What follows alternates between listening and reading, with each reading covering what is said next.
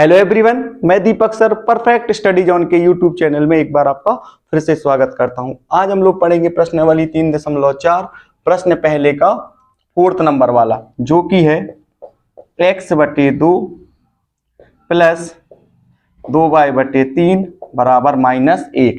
अभी हम क्या करेंगे, इसको हल करके हम समीकरण 1 को तैयार करेंगे। तो इन दोनों का एलसीएम क्या आ जाएगा, हर वाली संख्या का हम एलसीएम ले लेंगे 2 और 3। तो 2 और 3 का एलसीएम आ जाएगा 6। इस तरीके से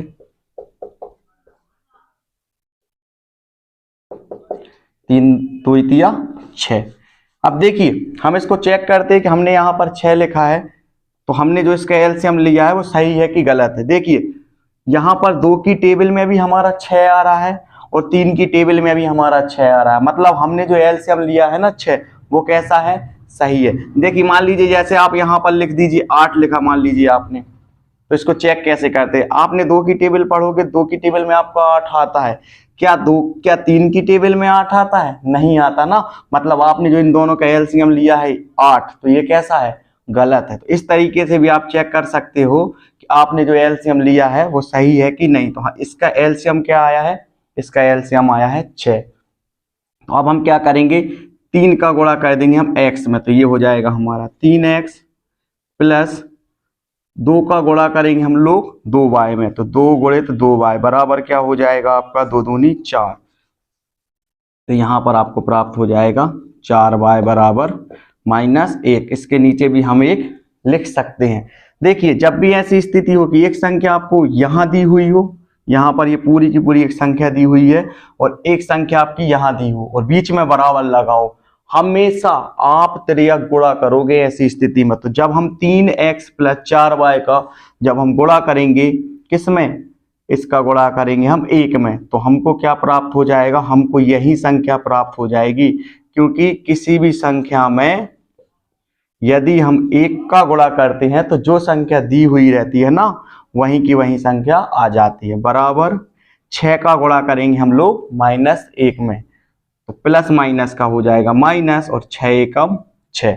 इस तरीके से यहां पर हमको समीकरण 1 हमारा तैयार हो गया। अब हम क्या करेंगे, इसी प्रकार से हम इसको भी हल करेंगे। तो यहां पर हम लिखेंगे इसी प्रकार से, क्या दिया है यहां पर आपका x - y/3 बराबर 3। अब हम क्या करेंगे, इसके नीचे भी हम 1 लिख सकते हैं। तो इन दोनों का हम ले लेंगे एलसीएम, तो इन दोनों का एलसीएम क्या आएगा 3। अब हम 3 का गुणा x में करेंगे, हमेशा इसी प्रकार से गुणा करते हैं, ठीक है। तो हम यहाँ 3 का गुणा x में करेंगे तो हमको प्राप्त हो जाएगा 3x, यहाँ -1 का गुणा करेंगे हम y में, तो हमको क्या प्राप्त हो जाएगा y बराबर 3, और इसके नीचे हम 1 लिख सकते। देखिए यहाँ पर फिर वही स्थिति हो गई जो यहाँ पर हुआ था। तो हम क्या करेंगे, 3x - y का गुणा करेंगे 1 में, क्योंकि इनका होगा त्रियक गुणा। तो जब हम 3x - 1 का गुणा 1 में करेंगे तब हमको प्राप्त हो जाएगा 3x - y बराबर है, तो यहाँ बराबर लगाएंगे। 3 का गुणा हम करेंगे 3 में, तो 3 का प्राप्त हो जाएगा हमको 9। इस तरीके से हमारा समीकरण 2 तैयार हो जाएगा। तो यहाँ पर हम लिखेंगे समीकरण 2। इसके बाद देखिए ये आपका समीकरण 1 है, जिसमें x का मान क्या है, जिसमें x का मान 3x है, और ये आपका समीकरण 2 है, इसमें भी x का मान क्या है, इसमें भी x का मान 3x है।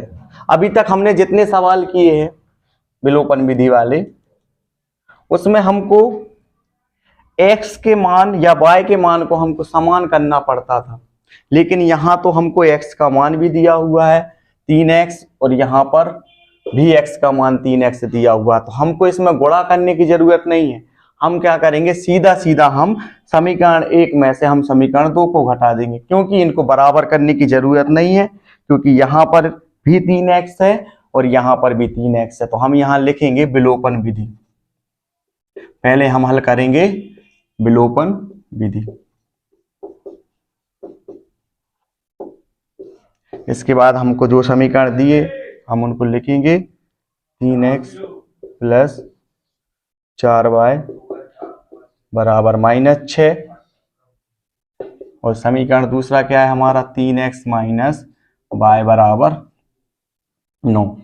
देखिए अब यहां पर अब हम क्या करेंगे, समीकरण 1 में से समीकरण 2 को घटा देंगे। तो अभी हम इसको नाम दे रहे हैं, अच्छी तरह से इसको लिख रहे हैं, क्योंकि आप लोग समझने के साथ साथ आप लोग नोट्स भी कंप्लीट करते जा रहे हो, तो सही तरीके से यहां पर मैं लिख रहा हूं। तो यहां पर अब हम क्या करेंगे, समीकरण 1 में से हम समीकरण 2 को घटा देंगे। समीकरण 1 में से समीकरण 2 को घटाने पर 3x प्लस 4y बराबर -6 और यहाँ पर है 3x माइनस y बराबर 9। तो हम इनको क्या कर रहे हैं, घटा रहे हैं। तो यहाँ पर प्लस के अपोजिट हो जाएगा माइनस, यहाँ माइनस दिया हुआ है तो यहाँ हो जाएगा प्लस, यहाँ प्लस दिया हुआ है तो यहाँ हो जाएगा माइनस। प्लस माइनस वाली संख्याएं कट जाएंगी। यहाँ पर बड़ी संख्या जो है यहाँ वो प्लस की है तो यहाँ पर नीचे प्लस आ जाएगा। दूसरी स्थिति में हम ये देखेंगे कि ये संख्या जुड़ेगी या घटेगी, तो यहाँ पर भी प्लस का निशान है और जो ये माइनस का निशान है ना वो किस में बदल गया है, वो बदल गया है प्लस में। तो प्लस और प्लस का होता है प्लस। तो 4 और यहाँ पर y कितना है 1, तो 4 और 1 5, तो यहाँ पर हो जाएगा 5y बराबर, यहाँ पर जो 9 है वो किसका है, माइनस का है, यानी बड़ी संख्या माइनस की है, तो हम यहाँ माइनस लगाएंगे। और जब हम माइनस में माइनस का गुणा करेंगे तो वो क्या हो जाएगा, माइनस गुणित माइनस मतलब प्लस, लेकिन वो प्लस का निशान यहाँ नहीं आएगा। क्यों नहीं आएगा, क्योंकि जब भी हम किसी भी संख्या को जोड़ते या घटाते हैं तो उसमें क्या होता है, बड़ी संख्या का निशान नीचे जाता है। तो यहाँ पर 9 है, 9 के साथ में माइनस है तो यहाँ पर माइनस लगा दिया।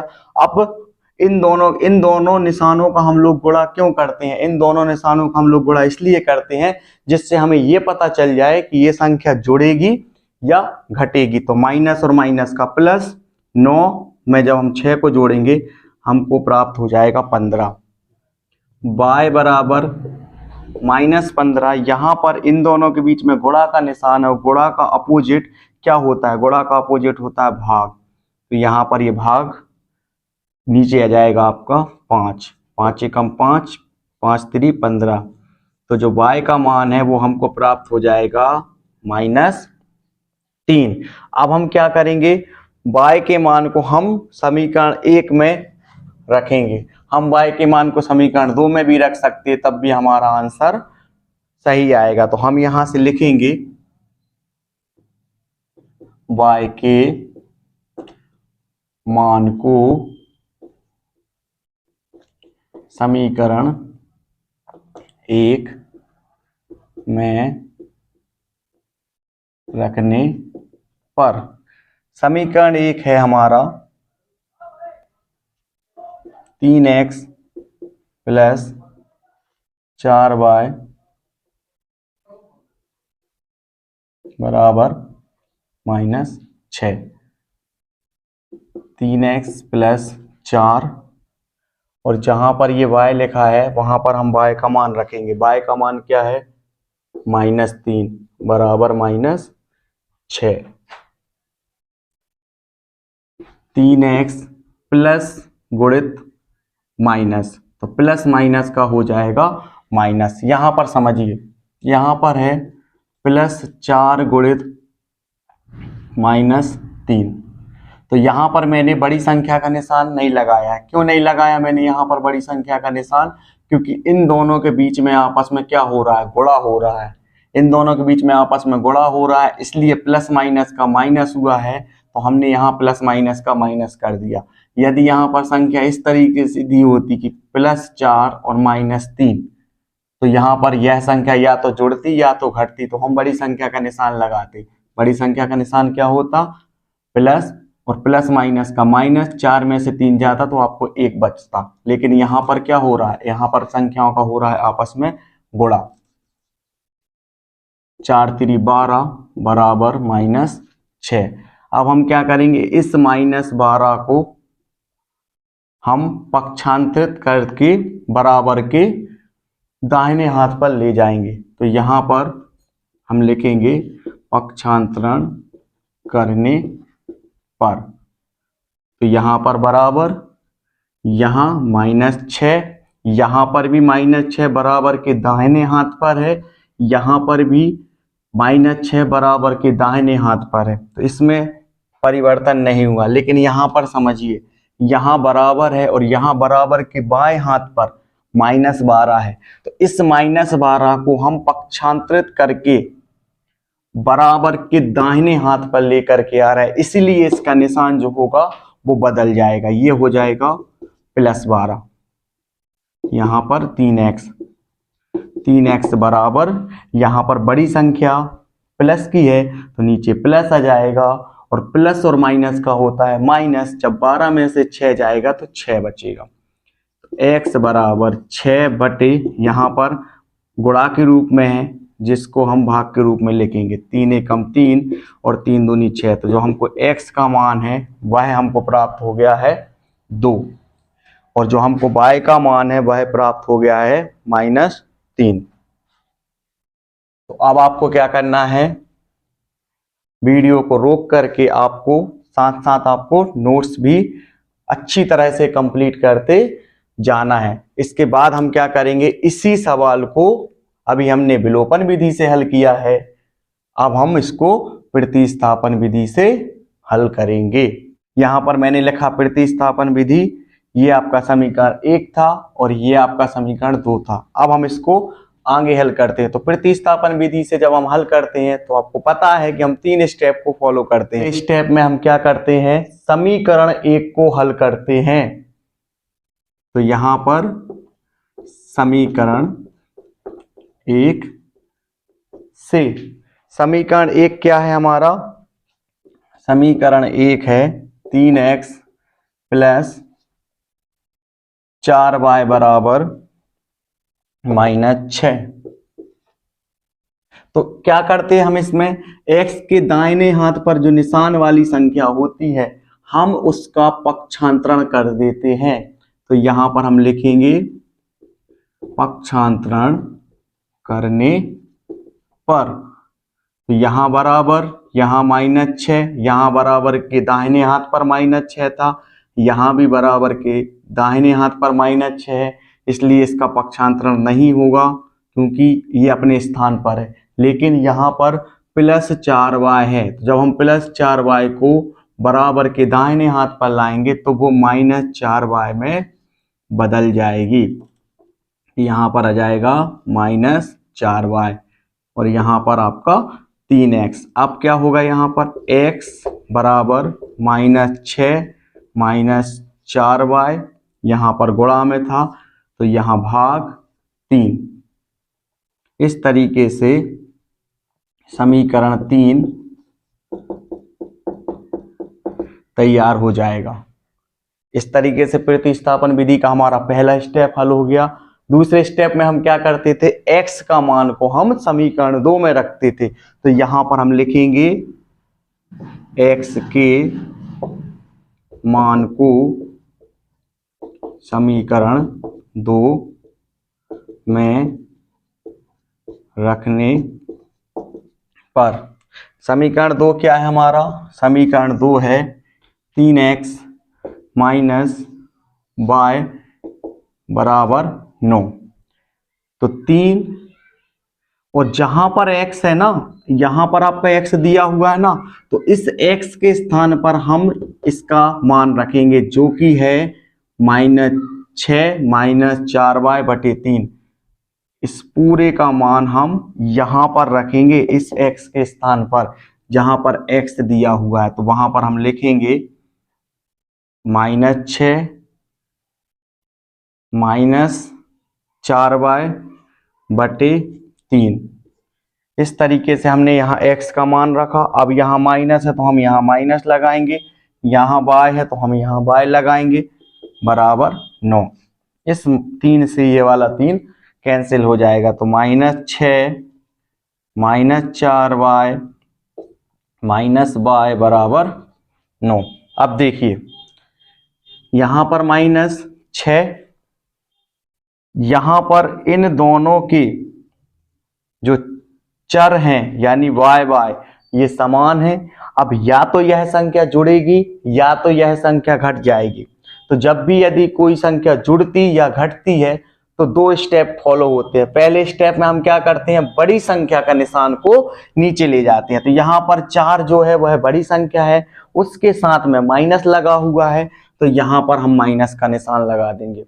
और दूसरे स्टेप में हम क्या करते हैं, यह पता करते हैं कि जो संख्या हमको दी हुई है वह जुड़ेगी या घटेगी। तो जब हम इस माइनस का गुणा इस माइनस में करेंगे तो माइनस और माइनस का हो जाएगा प्लस, लेकिन वो प्लस यहाँ नहीं आएगा क्योंकि यहाँ पर आता है बड़ी संख्या का निशान जो कि है 4 जो है वह बड़ी संख्या है, उसके साथ माइनस है तो माइनस और माइनस का प्लस, तो ये दोनों जुड़ जाएंगे 4 और यहाँ पर y कितना है 1 है ना, तो 4 और 1 5 बराबर 9।